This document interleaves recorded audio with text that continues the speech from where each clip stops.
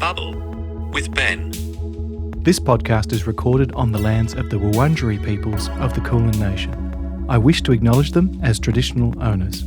I would also like to pay my respects to their elders, past and present, and Aboriginal elders of other communities who may be participating today.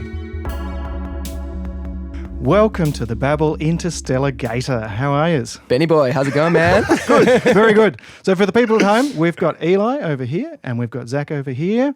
Welcome, welcome, welcome. Now, what is your role in this crocodile between the stars? In this business? fine universe.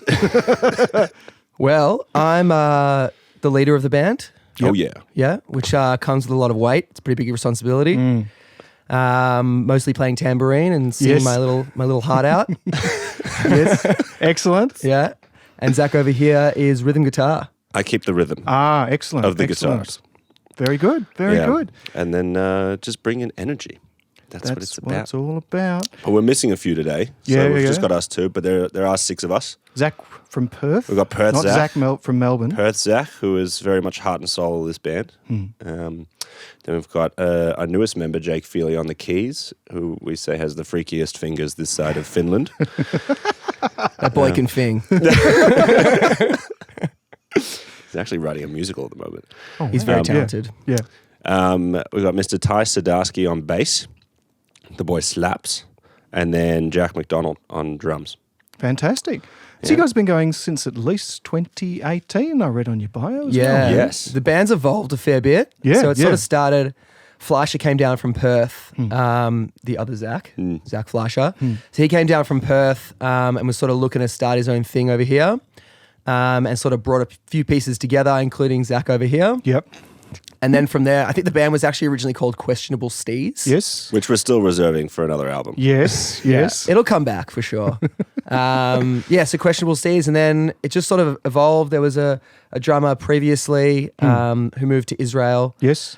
I went to Canberra. Did you go to Canberra? Yeah, I went to Canberra to study his master's in psych. It's pretty far wow. from Israel. Yeah. And then I sort of jumped on, Jack sort of jumped on, and recently Jake, and it's sort of just been evolving, and we've been writing tunes and finding our sound, but we're sort of in a nice stable spot at the moment post-COVID. You guys have been kicking some goals in 2022. You've got Green Girl that was out a couple of weeks ago. That's and right. then it's a song that's got the word alone in it. That's All just come Alone, out. which All dropped Alone. last Friday. And about 6 weeks ago, we put out Rude, which is our first single in about 2 and a bit years. Yeah. So we've got 3 out at the moment.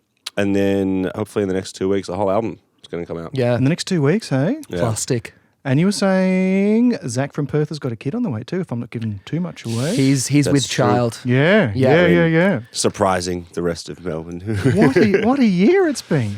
Yeah. It's been pretty Very crazy. It was like transformative year. right as we figured the band out, he's like, guys, I'm having a baby. There's another gator coming. Big pause button coming. So yeah, we'll have to take a little bit of a hiatus when that happens, but he's pretty committed. Yeah.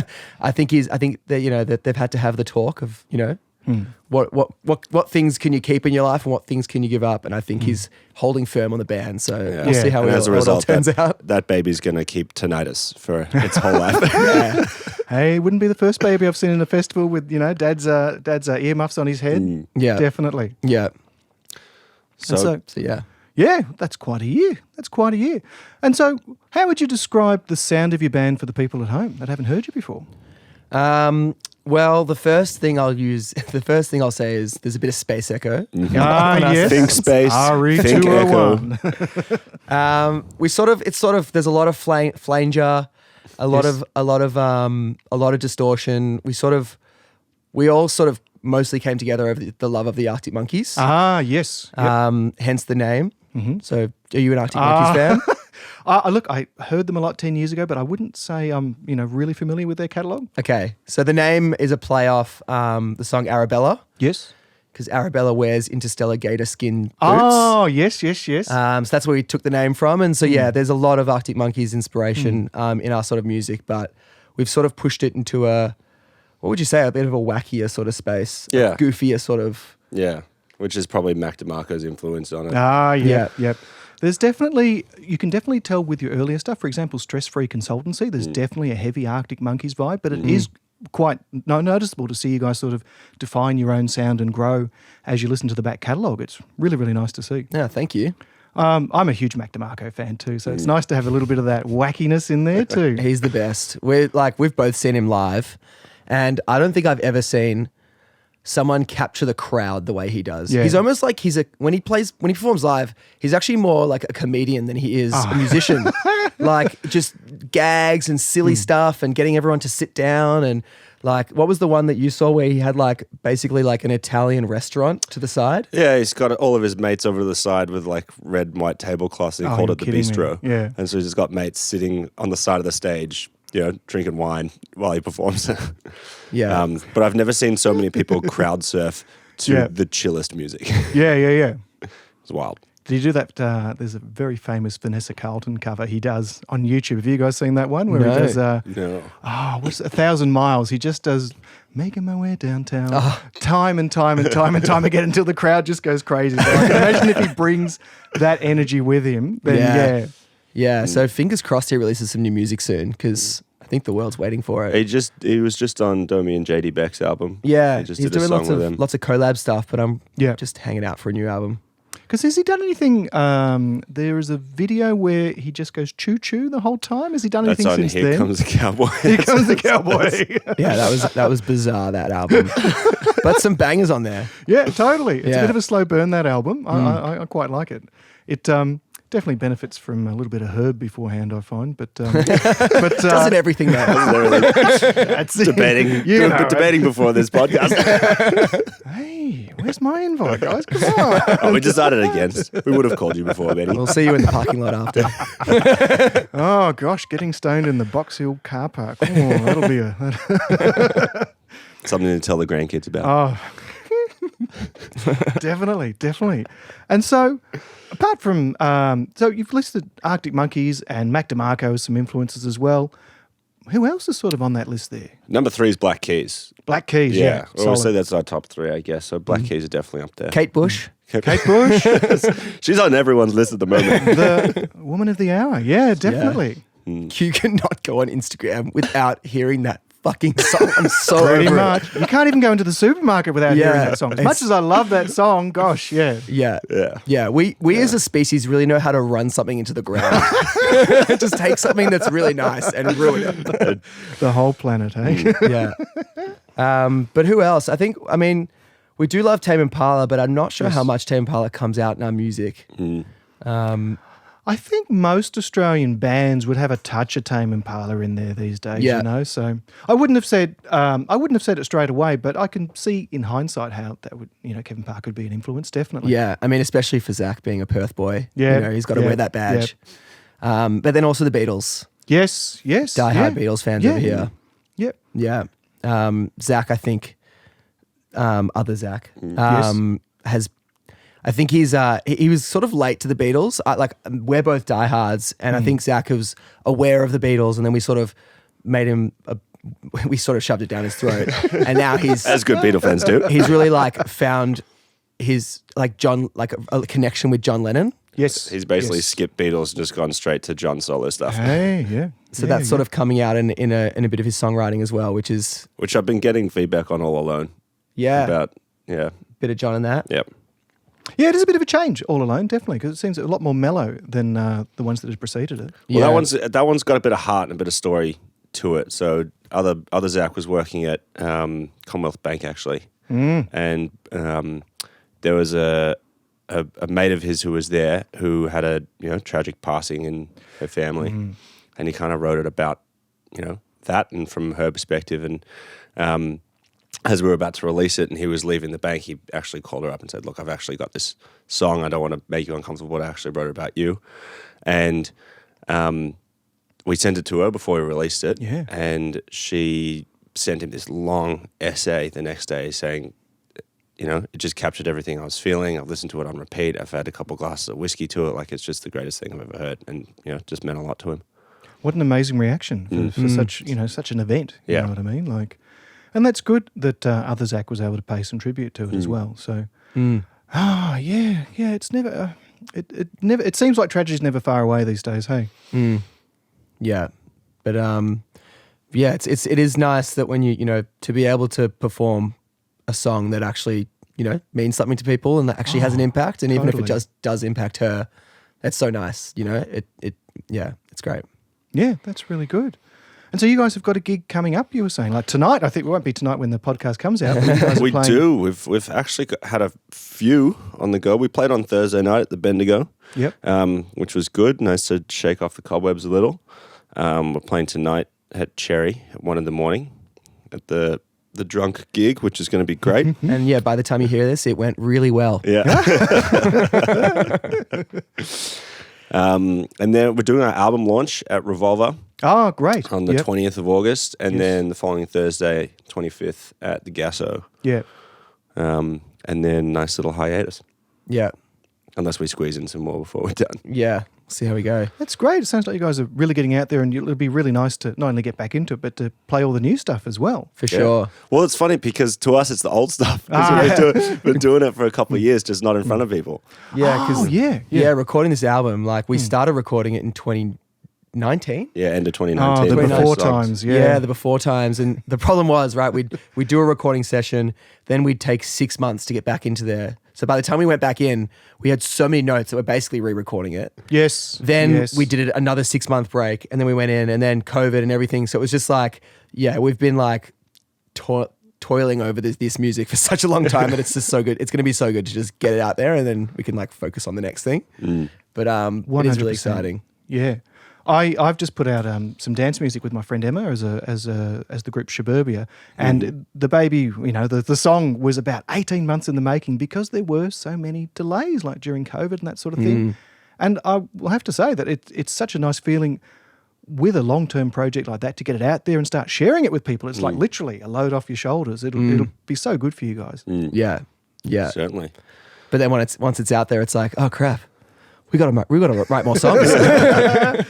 That's the fun part. Yeah, it is. And so you guys were telling me you've just been to Splendour in the Grass as well, or Splendour in the Mud.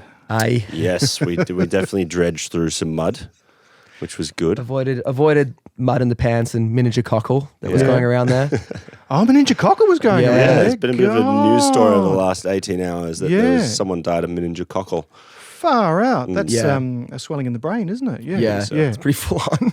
I remember being very scared of that in 2005. It was the new hip thing that was killing people. Oh, a friend of mine was in hospital for ages with it. So Really? it's serious. Yeah, definitely. I mean, I I went better to get checked out. Pardon?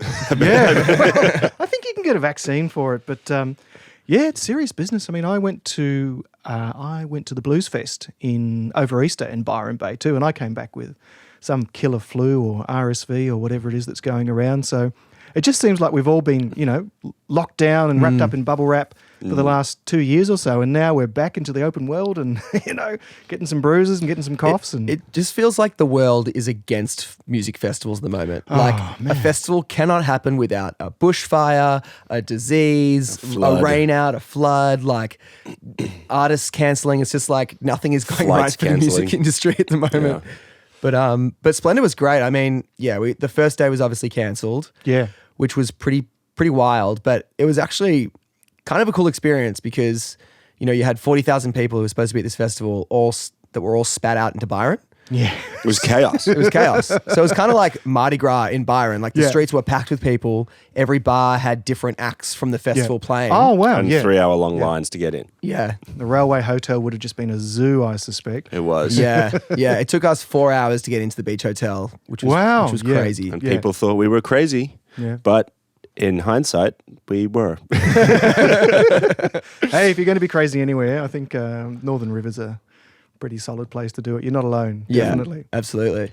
And so you guys had a good time overall once you got through the mud Yeah, on overall, the it first was day? fine. But the mud was actually the least of the worries. Oh, really? Because you come prepared with gumboots. I actually wore fishing waders, so I was protected up to my chest, thinking I was going to be the driest person at Splendour.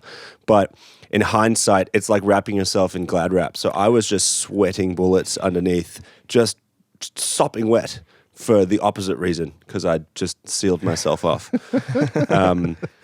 But overall, it was good. You forget about the mud. It's more just about clashes of acts. You want to see more people. Yeah. We had so many clashes. It was insane. I think we had like maybe 14 or 15 acts that when we originally bought the tickets, that's who we wanted to see. We saw maybe 3. Yeah. Because you forget until you get to the festival that it's like, you know, we're diehard Oasis fans, so we had to go see Liam, of course. Yep. And then you get there and you're like, oh crap, if we're going to see Liam, we have to go for the act before so that we can get to the front. Yeah. And so, you know, you're just chewing up your day, like getting ready for Liam, which was awesome. Like, love Liam. He was great, except for the whole crowd. Not his crowd. Not the crowd. Oh, really? What was his crowd like? Well, because I mean, Duke Dumont's on before, and then Tyler the Creator's on after, and you just got like thousands of 20-year-olds that are there to see Tyler, and not, you know, this 90s rock star and Liam. And it just didn't hit with the crowd. The best was, I think this was a thing that going around the festival was crowds would just chant "Shoey" at the acts. Shoey, shoey, shoey. And like the Aussie acts knew what was going on, so they'd do one or whatever. Yeah. But Liam, G-Flip did one. G-Flip did one. Liam, I think I saw that. Yeah. it just went over his head. He didn't know what they were chanting. He's like, I'm already doing it. I'm doing it. I'm done it. I am it. He's just like, and every time the chant would happen, he'd be like, I'm doing it. It's so funny. He would have been like, I was performing on stages 10 years before you were all born. Yeah, exactly. What do you want? Yeah. Yeah. So Liam was a highlight. Any other highlights? I got to say, I mean, we're not the biggest rap fans, but Tyler the Creator put on one of the best shows. I mean, what a performance. Just 120% energy, just him up on stage. Like, the whole set design was incredible. That really blew me away, which was great. And then, I mean, the highlight for me was the Strokes. The Strokes were Oh, fantastic. the Strokes play. Yeah. Yeah. Never seen the Strokes before. They closed with Last Night. I almost forgot about it at that point. And they played it, and I'm like, oh, I've been listening to this song for 15 years. It's just been in every catalog. And I just kind of cried. Yeah. And it was great. Really liked it. Yes. Julian Casablancas Was a freaking weirdo. was very odd. I've seen him in the past and he was great with the crowd, really himself. This time he was like, I don't know, something seemed wrong. He was just like mumbling his words or whatever. And you kind of, if you're watching him before he plays, you think he's going to screw this up. But then a second the song starts, he just goes into this like other mode where he was just able to like perform it. I guess he's just such a pro. But his crowd work was bizarre. You know, sorry for the mud or whatever. That's all I got. Last night. And that's and look, he can do it too. Like, as long as it's one of those bands where there are some bands that you can go and, you know, get through maybe like 85 minutes of the set and you can be like, oh, all right. And then they pull out, for example, Last Night, or, Iggy Pop could do Lust for Life, or, Crowded House could do Better Be Home Soon. And then it's just like, boom. Yeah. You know, like, they only need that thing. And so I think it was still boom from the start. Yeah. It was great all the way through. It's just, in between tracks, he was just, being a little weird, man. I don't know. yeah, he might have been a little bit jaded because they were one of the biggest bands on earth, 15 years ago. They So still are. I had a look. The two of the tracks from their latest album are both over 250 million listens on Spotify. far out. Yeah, I didn't know that's that. crazy. Yeah, That was the cool part. Like we were probably there was probably been 3 waves of the Strokes, right? The first wave of people who are probably, in their 20s in 2004. Then, it sort of happened for us in like 2013, maybe 12, when we got into them, like Sorry, when we were slightly teenagers. Was that riding off the Daft Punk collab that Julian did, or not? No, no, this something is different. separate. It would have been like the album that was Machu Picchu, I think, was like 2012. Yep. So we were sort of that second wave, and now there's this new album they released in 2020. Was it last year? 2020. 2020, and there's all these 18-year-olds who are now into them for like this new album. So it's like you were sort of there seeing like, sort of almost, they're not generations, but like 3 waves of fans, which was like really cool. It's pretty amazing. They're pretty prolific. There's some talented guys there, because I know, what's the guitar player? Albert Hammond. Yeah. Junior. He's a force to be reckoned with just on his own. So Yeah. it's a bit like, you get some bands where just every member is just a freaking genius, Like so. Interstellar Gator. Oh, it's of just unbelievable how all 6 guys are just like, on know, there, just, and they just know. Just like hit after hit, dude. So how do you guys go about? I'm learning all about promo these days, and because it's sort of a dark art to me. Do you guys how do you guys hype up your music? Like, you've got the live sets, of course, but I think we benefit from some pretty talented guys within the group outside the music bit. So I mean, we've all got day jobs, but Eli over here is in advertising, and he's a great designer. Yep.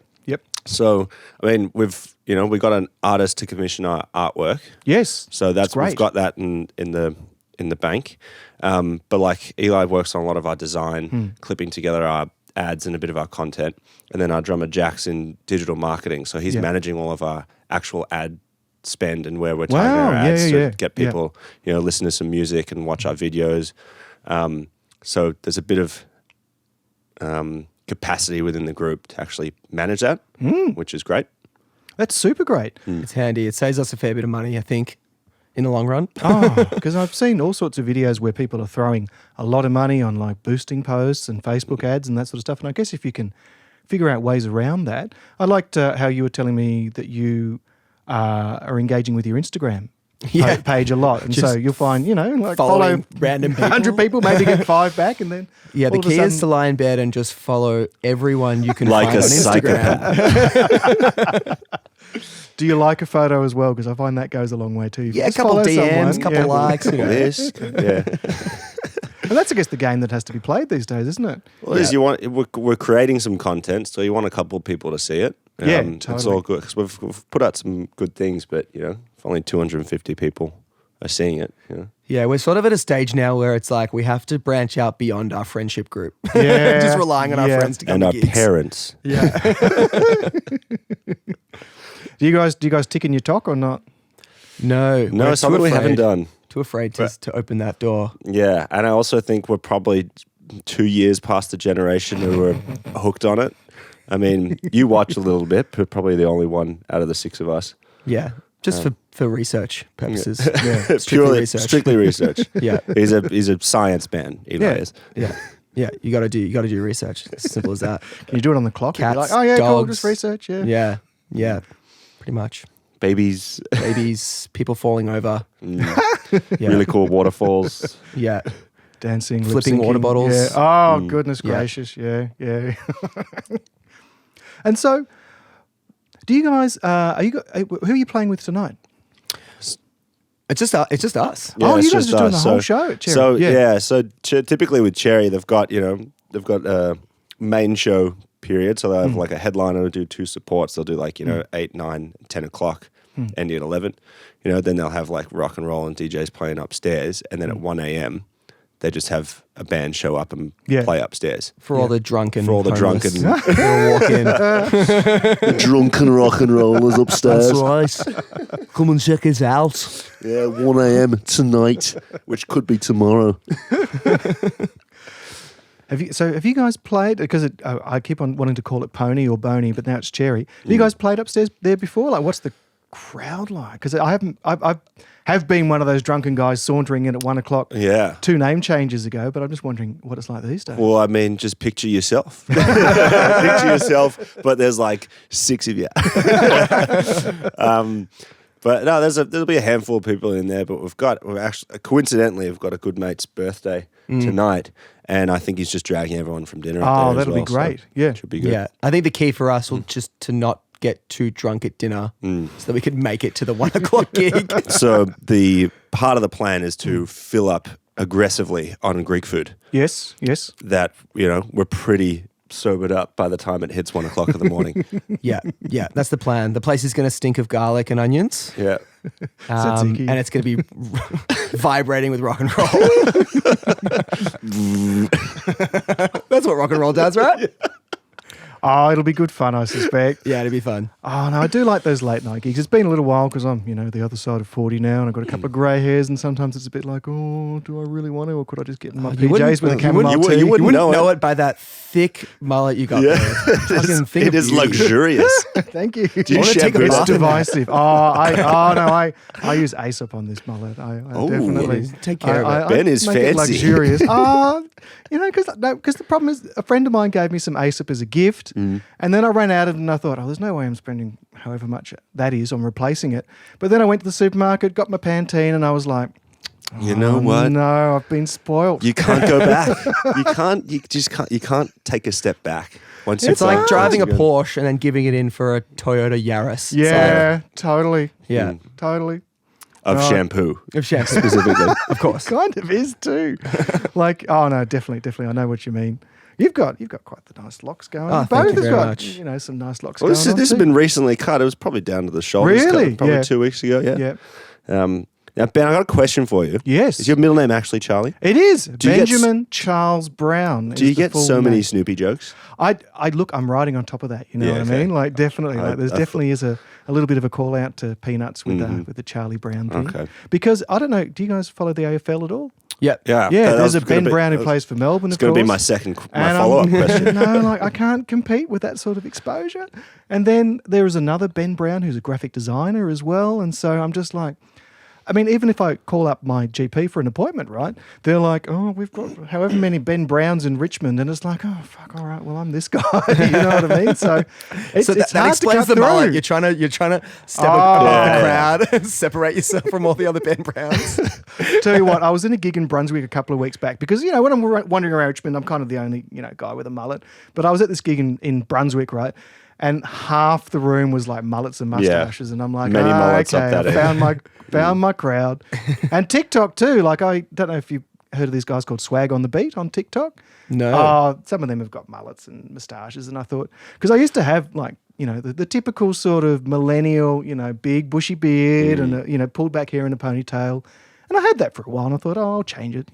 Here I am at music school. I'll get like a music school haircut. Yeah, right. It's fun though. Like, Yeah, I love it. do you guys find that a haircut, people, I mean, when you're part of a band, right, you got to look the part. Yeah. Like Yeah. you got to sort of have that. It helps to let people know, okay, I'm a creative person, I mean, we are wearing Certainly. matching tracksuits. Are we? I do like the leopard spots. They're very subtle. I don't know if people at home Fred can see Perry is just all class. Oh, All it's a Fred class. Perry. All class, man. Yes, there we go. Miles Kane.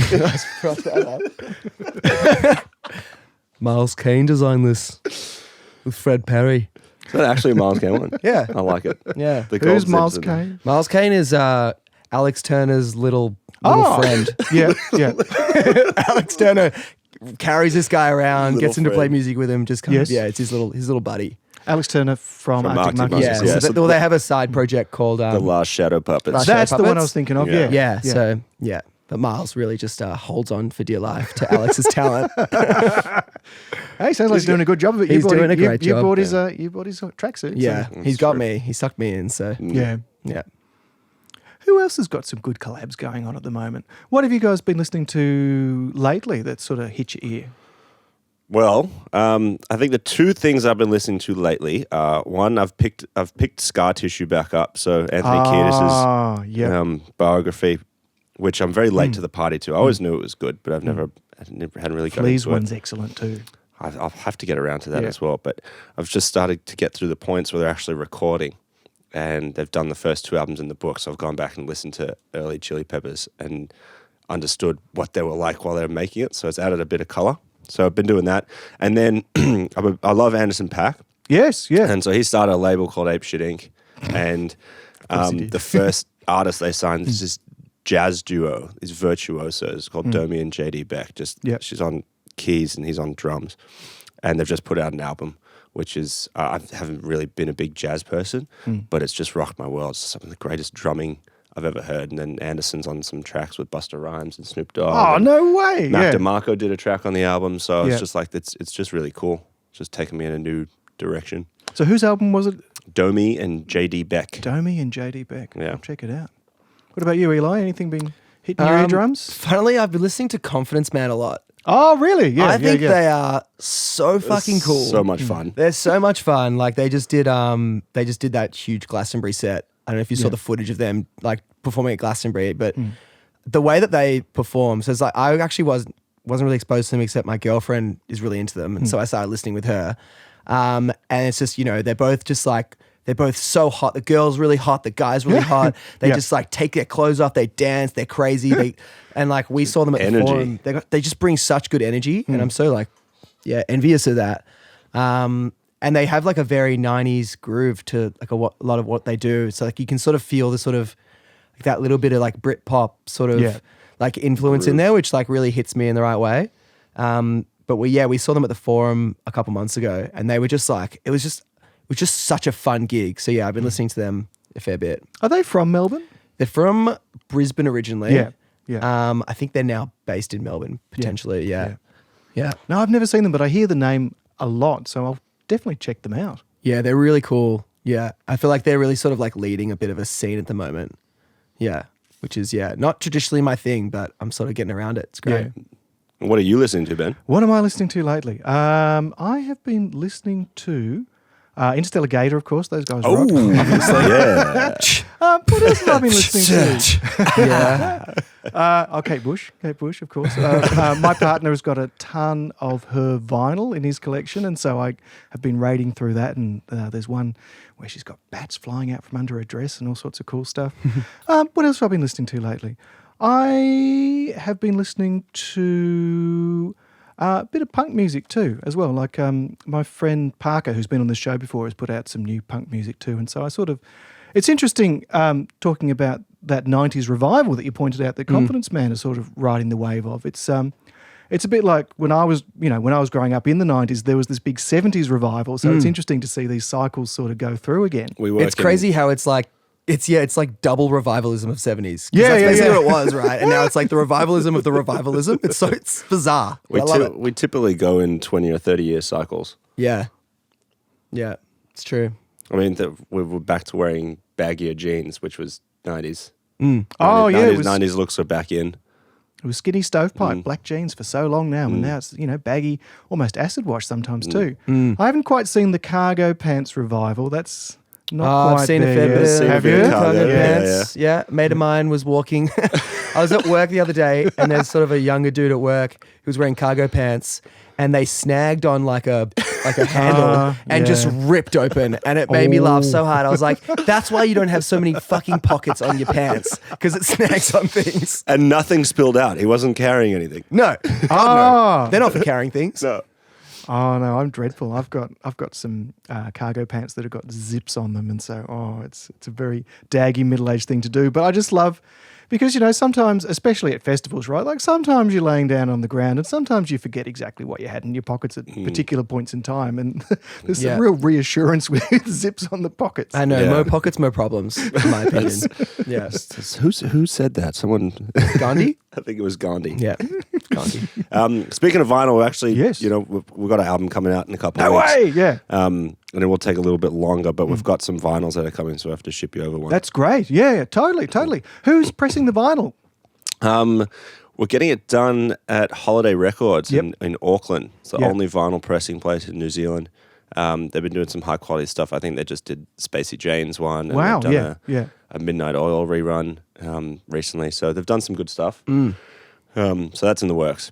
It's a big commitment getting the vinyl run done. Like, you have to spend a bit of money, but boy, I can imagine how satisfying it would be just to be able to go, oh, yep, cool, there it is. There's the 12-inch. There's the big full colour photo on the front. That's the point. I mean, because like I said, we've all got day jobs. Yeah. This is more of a hobby for us, and we want to look back when we're 70 and have this stack of vinyls that nobody bought in our garage. that no one will be able to listen to anymore.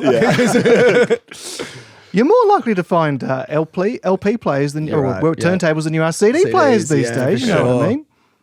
Yeah. And so that's super exciting for you guys. Definitely. No, let me know and I'll buy one from you. That'll be awesome. Thank you. We'll need the help. Yeah. Oh, look, I know they're not cheap, mate. I know they're not cheap. We'll wrap it up there. It's been a total pleasure to have you guys on. Thank you so So much, you guys Ben. are playing tonight. How can people find you on the Intertubes? Mr. Instagram, Advertising? Interstellar Gator Music. Yes. Spotify, Interstellar Gator.